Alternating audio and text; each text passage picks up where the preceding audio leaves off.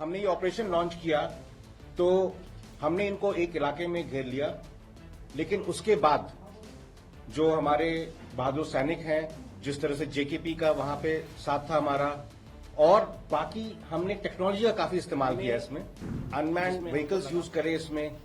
हमने इसमें थोड़ा आर्टिफिशियल इंटेलिजेंस का इस्तेमाल किया, और ये सब मिलाकर हमको एक बहुत ही जल्दी और बहुत ही सक्सेसफुल हमको नतीजा इसका मिला है। इस ऑपरेशन के बाद इस तरह के काफी खबरें घूम रही थी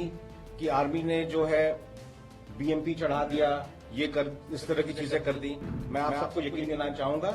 कि वो इलाका ऐसा था जहां पर काफी ग्रेडियंट था 30 डिग्रीज का,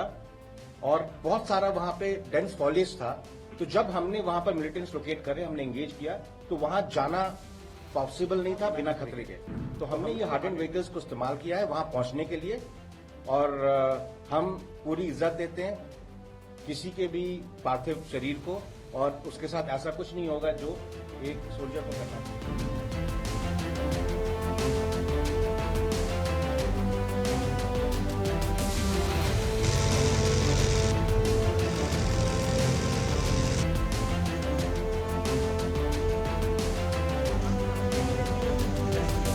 साइड हो जाओ।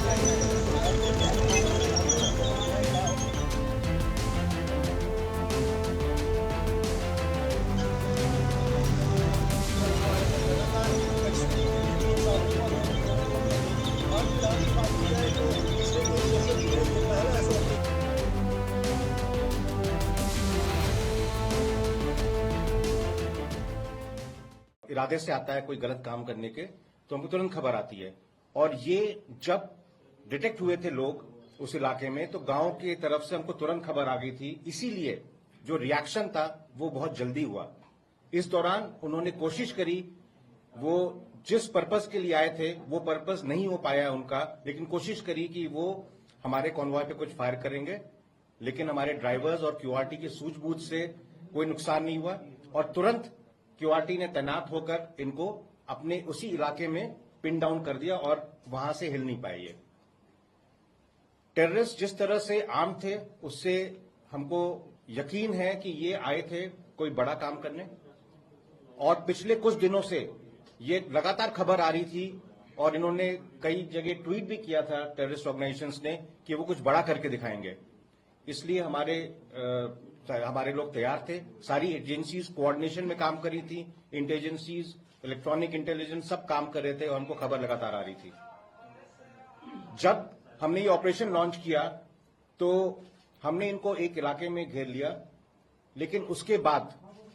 जो हमारे बहादुर सैनिक हैं, जिस तरह से जेकेपी का वहां पे साथ था हमारा, और बाकी हमने टेक्नोलॉजी का काफी इस्तेमाल किया इसमें,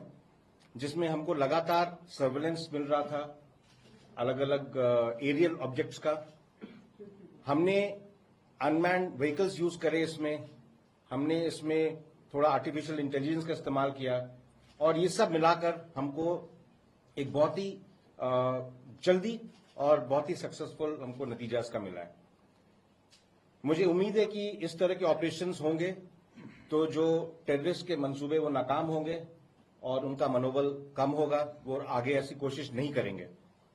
इस ऑपरेशन के दौरान हमने एक हमारा आर्मी डॉग खोया है, जो सर्च के दौरान आगे जब चल रहा था तो मिलिटेंट्स ने उस पर फायर किया था, और इस आर्मी डॉग ने शहादत दी है, और इसकी वजह से कई जानें बची हैं। इस ऑपरेशन के बाद इस तरह के काफी खबरें घूम रही थी कि आर्मी ने जो है बीएमपी चढ़ा दिया, इस तरह की चीजें कर दी। मैं आप सबको यकीन दिलाना चाहूंगा कि वो इलाका ऐसा था जहां पर काफी ग्रेडियंट था 30 डिग्रीज का,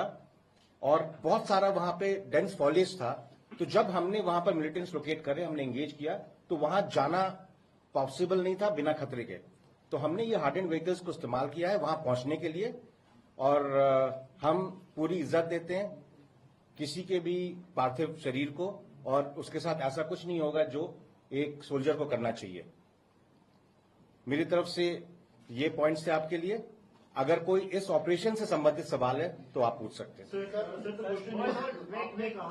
आपने कहा कि जिस तरह वो हेविली आर्म्ड आए थे, ऐसा लग रहा था कि वो कुछ बड़ा करने की फिराक में आए थे से क्या माना जाए कि ये रिसेंट इन्फिल्ट्रेशन थी टेररिस्ट की जो इंडियन टेरिटरी में?